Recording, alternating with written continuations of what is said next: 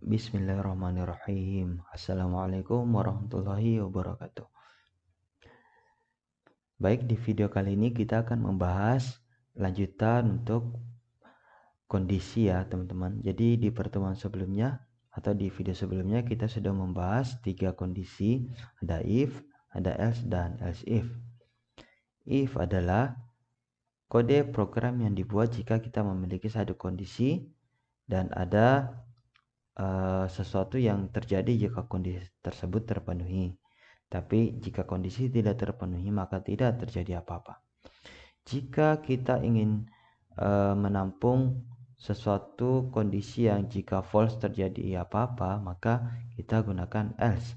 Ya, jika contohnya ini kondisi dia terpenuhi maka jalankan ini. Nah, jika tidak terpenuhi juga bisa menjalankan sebuah kode. Nah, else if digunakan jika kita memiliki lebih dari satu kondisi ya.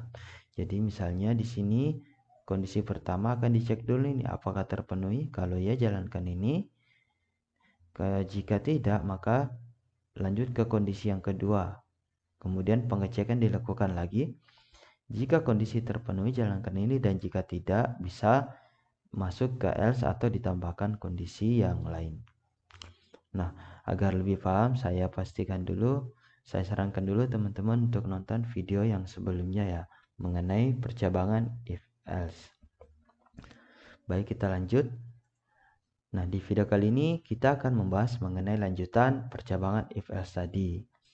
Nah, di sini adalah percabangan dalam percabangan. Jadi sebenarnya dalam sebuah percabangan kita bisa membuat satu percabangan lagi di dalamnya. Ya, contohnya kondisi ini nih. Jika di sini kondisi 1 kita cek dulu jika true jalankan ini dan jika false, nah tidak langsung menjalankan kode ya. Kalau tadi kan di contoh yang sebelumnya jika false maka akan menjalankan kode. Nah, tapi di sini tidak. Di sini kita buat satu kondisi lagi untuk dicek apakah kondisi ini terpenuhi atau tidak. Jika true jalankan ini dan jika false jalankan ini. Yang biar lebih paham saya kasih analogi di sini nih. Contoh analogi sederhana, misalnya di sebuah sekolah atau kampus ada beberapa pilihan program ekstrakurikuler yang bisa diambil oleh siswa atau mahasiswa. Misalnya untuk mahasiswa pria yang suka olahraga, maka bisa masuk UKM olahraga. Tapi jika tidak bisa masuk UKM seni. Untuk mahasiswa wanita yang suka teater, masuk ke UKM teater, tapi yang tidak bisa masuk ke organisasi BEM. Nah, di sini di pengkodean programnya, yang pertama kan kita buat satu kondisi untuk memilih dulu nih jenis kelaminnya ya. Nah, misalnya di sini kita pilih jenis kelamin dulu. Ya, apakah jenis kelaminnya wanita atau pria? Nah, kalau wanita baru masuk ke sini nih. Nah, bisa dilihat ya teman-teman di sini tidak langsung kode tapi pilihan lagi nih. Kalau wanita ingat di sini kan kalau wanita maka ada pilihannya lagi nih yang suka teater ya masuk ke UKM teater. Tapi yang tidak maka masuk ke UKM atau organisasi BEM ya. Nah, begitupun dengan pria, kalau ternyata di kondisi ini yang terpenuhi adalah pria, maka kita masuk ke pertanyaan pilihan lanjutan lagi, apakah suka olahraga atau tidak. Kalau ya masuk ke UKM olahraga, jika tidak masuk ke UKM seni. Nah, struktur pemrogramannya seperti ini ya. Jadi cukup sederhana ya. Ini adalah satu if yang utuh ya. Ini adalah satu if yang utuh ya teman-teman ya. Nah, di dalam if ini ada lagi satu if ya, if dan si. Ini kan pasangan ya. Jadi ada if di dalam if. Oke, biar lebih paham, kita langsung saja ke dev C++ nya.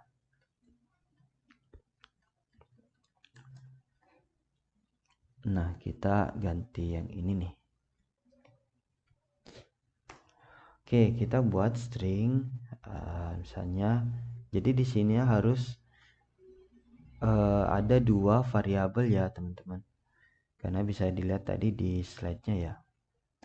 Di sini kita pilih jenis kelaminnya dulu nih, ya. Nah, kemudian kesukaannya apa ya? Oke. Misalnya kita pilih string jenis kelamin. Ya. Nah, string minat ya, minat. Nah, sorry, string Oke.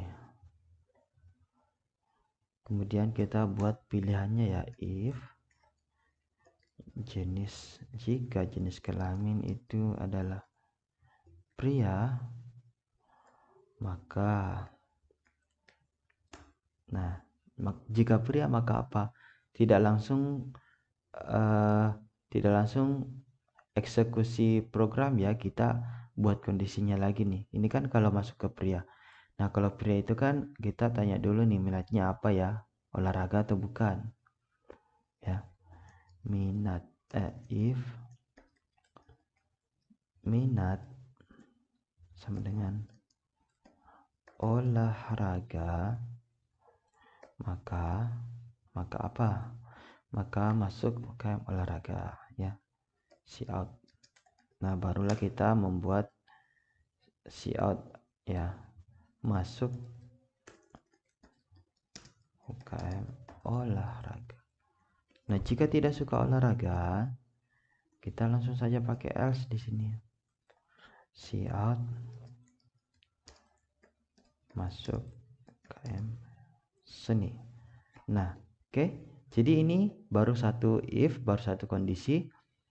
Tapi di dalam satu kondisi if ini yang memilih jenis kelamin ada kondisi tambahan ya, mengecek minatnya apa. Begitupun dengan di wanita. Nah, ini karena hanya ada pria dan wanita, kita pakai else saja di sini. Ya. Karena otomatis kalau tidak masuk ke sini kan masuk ke sini ya, berarti ini adalah yang wanita ya. Else. Nah, kita tanya dulu nih, minatnya si wanita itu apa? Nah, pilihannya tadi apa ya? Titer ya. Oke, if minat sama dengan titer, maka cout masuk UKM titer. Kemudian sorry, ada yang kelupaan di sini. Kemudian jika tidak ya kita pakai else saja ya. Cout masuk organisasi BEM. Oke. Nah, kita coba jalankan. Tapi sebelumnya kita buat inputannya dulu ya. Kita shout keterangannya nih biar lebih memudahkan. Cout jenis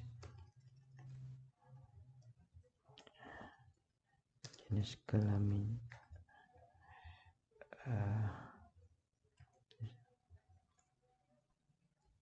masukkan jenis kelamin. Oke. Kemudian setelah itu cin ya untuk menerima inputan jenis kelamin, kita masukkan inputannya ke variabel jenis kelamin. Nah, cout lagi ini untuk memberikan keterangan lagi, masukkan minat. Oke.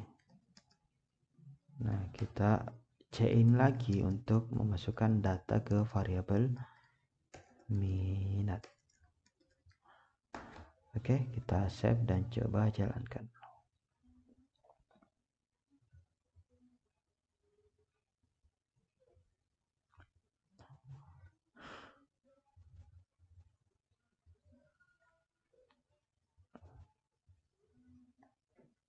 Oke, ada yang error. Kita cek dulu ya. Tadi yang error apanya ya? CIN minat.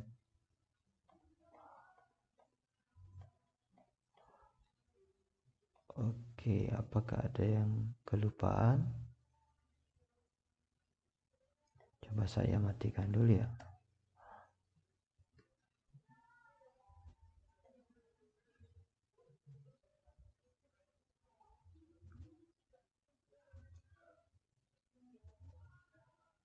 Oke.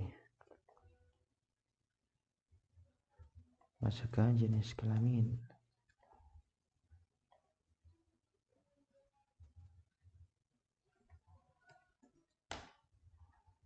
Oke, sorry, kayaknya ada yang error. Masukkan minat.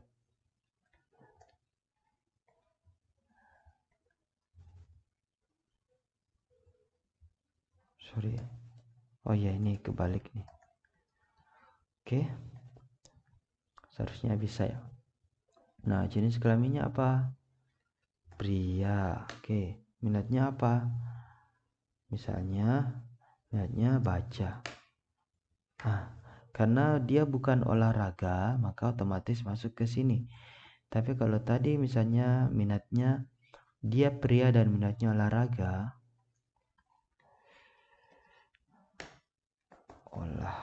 maka akan masuk ke UKM olahraga. Nah, kita coba lagi untuk yang wanita ya, wanita. Oke, masukkan minat teacher. Masukkan teacher. Oke, berhasil ya teman-teman.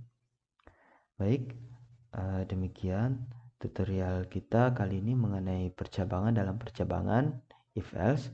Semoga bermanfaat. Assalamualaikum warahmatullahi wabarakatuh.